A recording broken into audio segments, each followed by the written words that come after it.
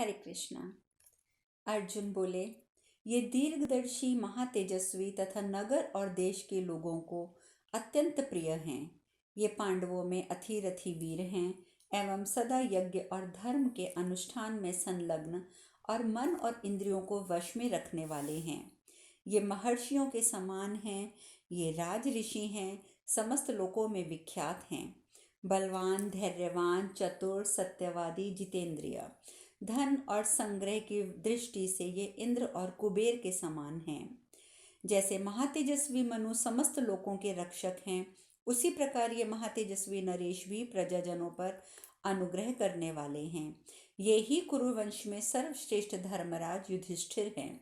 उदय काल के सूर्य की शांत प्रभा के समान इनकी सुखदायिनी कीर्ति समस्त संसार में फैली हुई है। राजन, ये महाराज अब कुरु देश में रहते थे। उस समय इनके पीछे 10,000 वेगवान हाथी चला करते थे। इस प्रकार अच्छे घोड़ों से जुते हुए स्वर्ण माला मंडित 30,000 रथ भी उस समय इनका अनुसरण करते थे। जैसे महर्षिगण इंद्र की स्तुति करते हैं, उसी प्रकार पहले विशुद्ध मणिमय कुंडल धारण किए 800 सूत और मागध इनके गुण गाते थे। राजन, जैसे देवगण दनाध्यक्ष कुबेर का दरबार किया करते हैं, वैसे ही सब राजा और कौरव किंकरों की भांति इनकी नित्य उपासना करते थे। इन महाभाग नरेश ने इस देश में सब राजाओं को वैश्यों की भांति स्ववश और विवश कर देने वाला बना दिया था। अत्यंत उत्तम व्रत का पालन करने वाले इन महाराज के यहाँ प्रतिदिन 88,000 महाबुद्धिमान स्नातकों की जीविका चलती थी। ये बूढ़े, अनाथ, पंगु, अंधे मनुष्यों का भी स्नेहपूर्वक पालन करते थे। ये नरेश अपनी प्रजा की धर्मपूर्वक पुत्र की भांति रक्षा करते थे।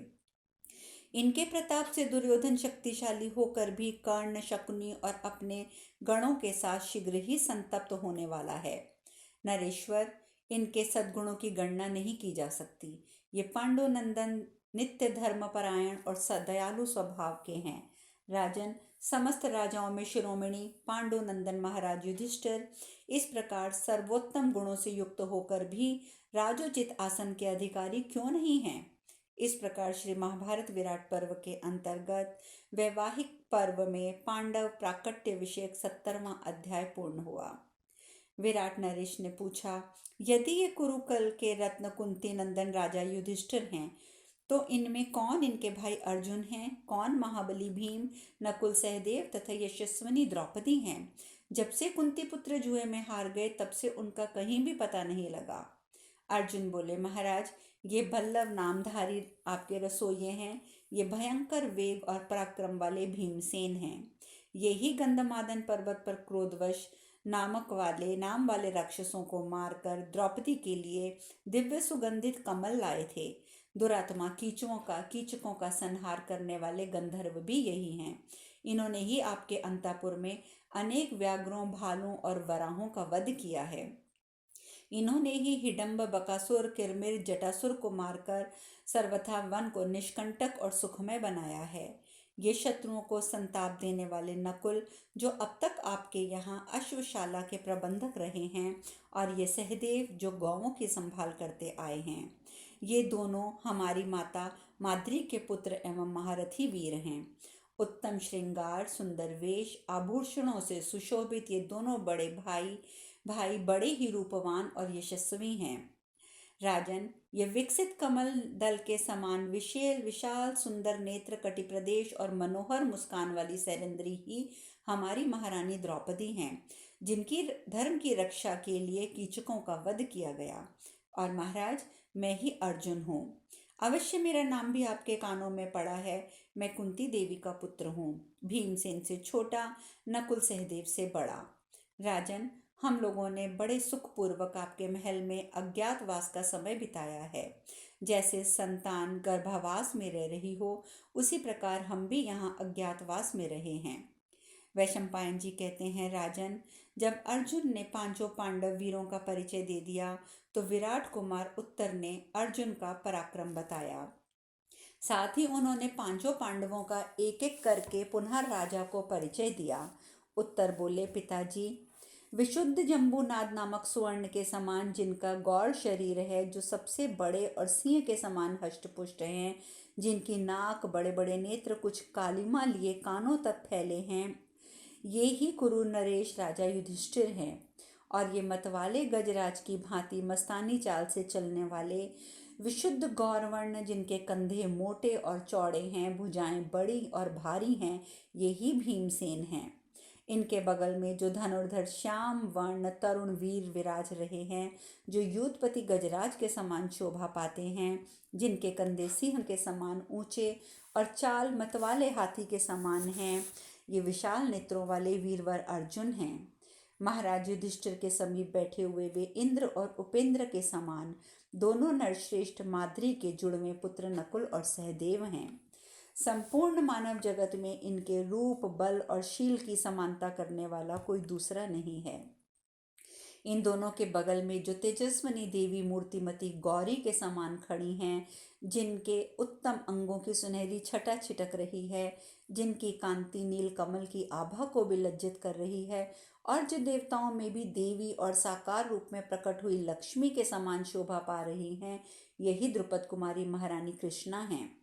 राजन, इस प्रकार उन पांचों कुंती पुत्र पांडवों का राजा को परिचय देकर विराट कुमार ने अर्जुन का पराक्रम बताया।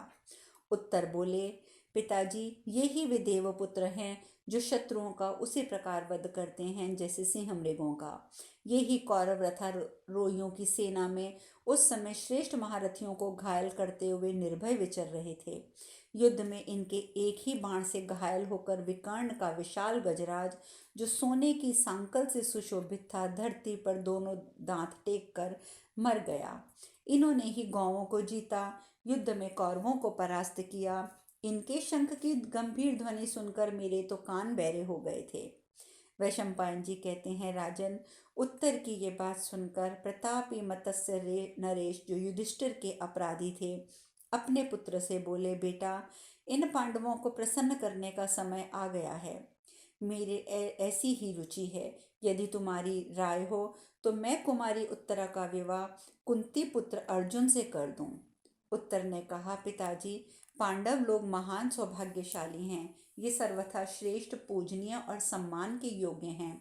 मेरी समझ में इनके सत्कार का अवसर हमें मिल गया है, अतः इन पूजने योग्य पांडवों का आप पहले अवश्य पूजन करें।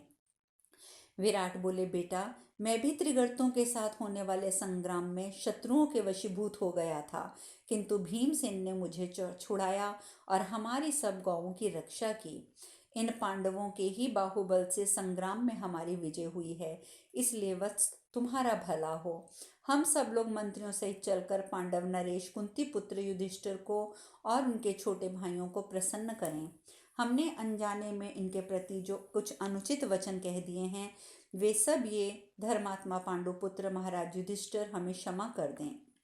वैशंपायन जी कहते हैं, राजन, तदंतर राजा विराट ने अपनी प्रसन्नता के साथ अपने पुत्र से मिलकर कुछ विचार किया। फिर उन महामने ने दंड, कोश, नगर आदि सहित संपूर्ण राज्य युधिष्ठिर को समर्पित कर दिया। फिर प्रतापी मत्स्यराज अर्जुन को आगे रखकर उन सब पांडवों से मिले और कहने लगे कि हमारा बड़ा सौभाग्य है, हमारा बड़ा ही सौभाग्य है जो आप लोगों के दर्शन हुए। फिर उन्होंने युधिष्ठिर, भीम, अर्जुन, नकुल, सहदेव का बार बार मस्तक सूंघा और सबको हृदय से लगाया। सेनाओं के स्वामी राजा विराट पांडवों को देख देख कर तृप्त नहीं होते थे। वे प्रेम पूर्वक राजा युधिष्ठिर से बोले, बड़े सौभाग्य की बात है कि आप सब लोग वन से सकुशल लौट आए। दुरात्मा कौरवों से अज्ञात रहकर आपने ये कष्ट साध्य अज्ञातवास का नियम पूरा कर लिया है, ये बहुत आनंद की बात है। मेरा ये राज्य कुंती पुत्र को समर्पित है। इसके सिवा जो भी मेरे पास है वह सब पांडवों लोग बिना किसी संकोच के ग्रहण करें। सव्यसाची धनंजय मेरी कन्या उत्तरा को पत्नी के रूप में स्वीकार करें। ये नरश्रेष्ठ उसके लिए सर्वथा योग्य पति हैं। राजा विराट के ऐसा कहने पर धर्मराज युधिष्ठिर ने कुंती पुत्र अर्जुन की ओर देखा। भाई के देखने पर अर्जुन ने मत्स्यराज से इस प्रकार कहा, राजन, मैं आपकी पुत्री को अपनी पत्नी तो नहीं परंतु अपने पुत्र वधू के रूप में स्वीकार करता हूँ। मत्स्य और भरत वंश का ये संबंध सर्वथा उचित है। इस प्रकार श्री महाभारत विराट पर्व के अंतर्गत वैवाहिक पर्व में उत्तरा विवाह प्रस्ताव विषयक 71वां अध्याय पूर्ण हुआ।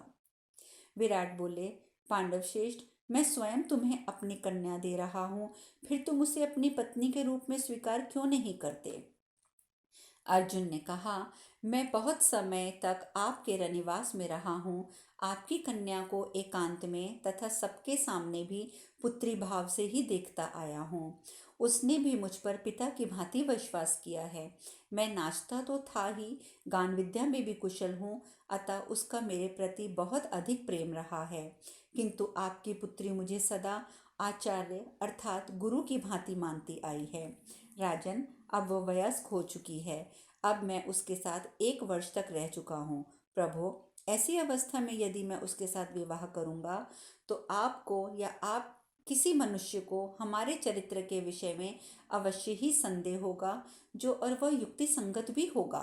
महाराज, वह संदेह ना हो, इसके लिए मैं आपकी पुत्री को अपने पुत्र वधू के रूप में ग्रहण करूँगा।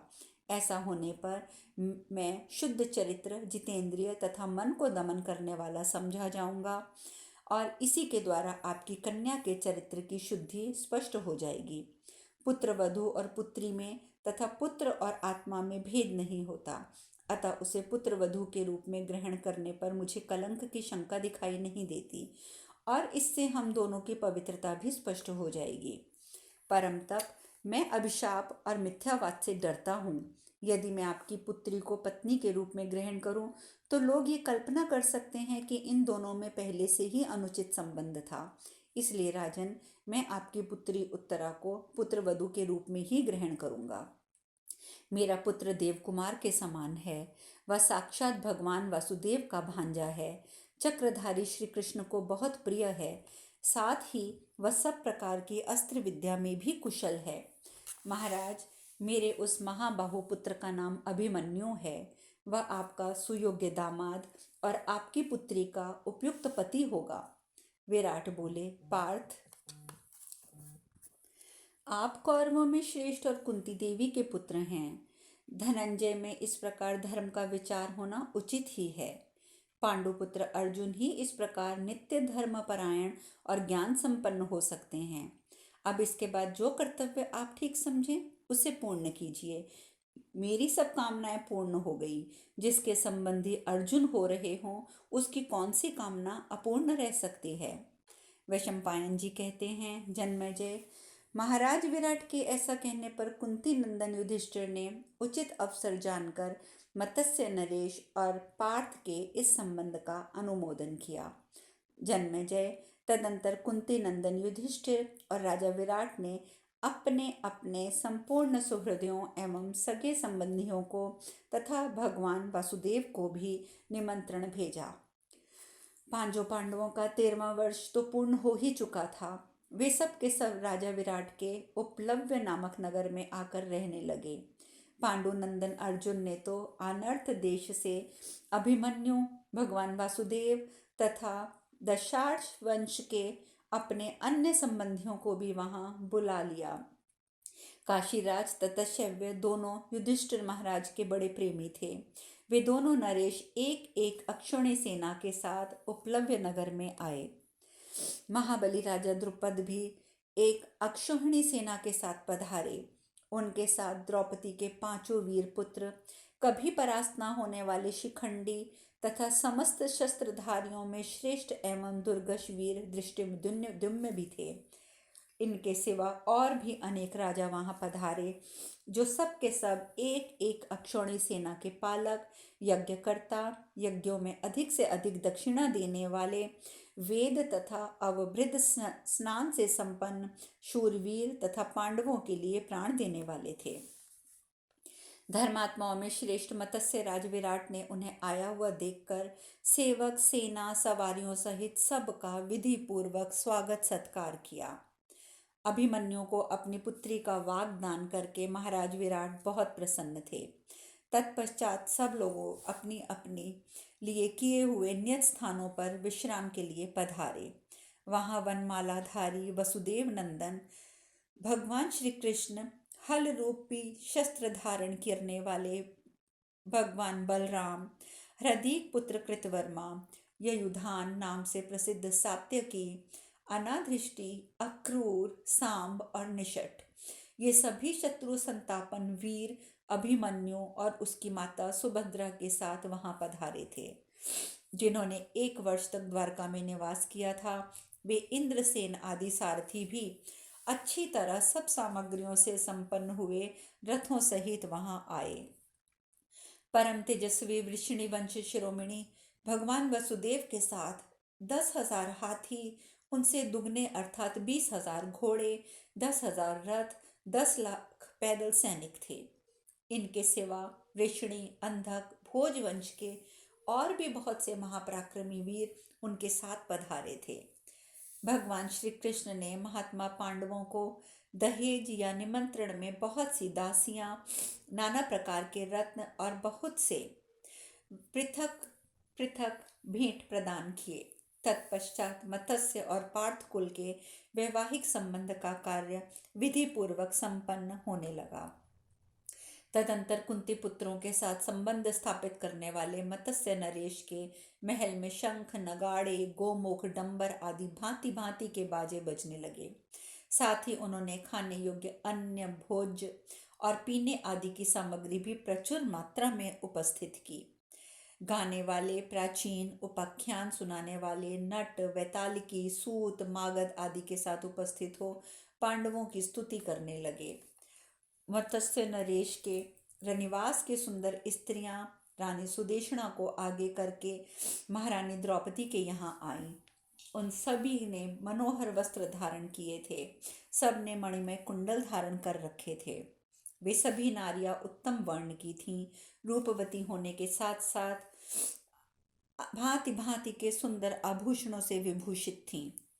परंतु द्रुपद कुमारी कृष्णा ने अपने दिव्य रूप, यश और उत्तम कांति से सबको तिरस्कृत कर दिया।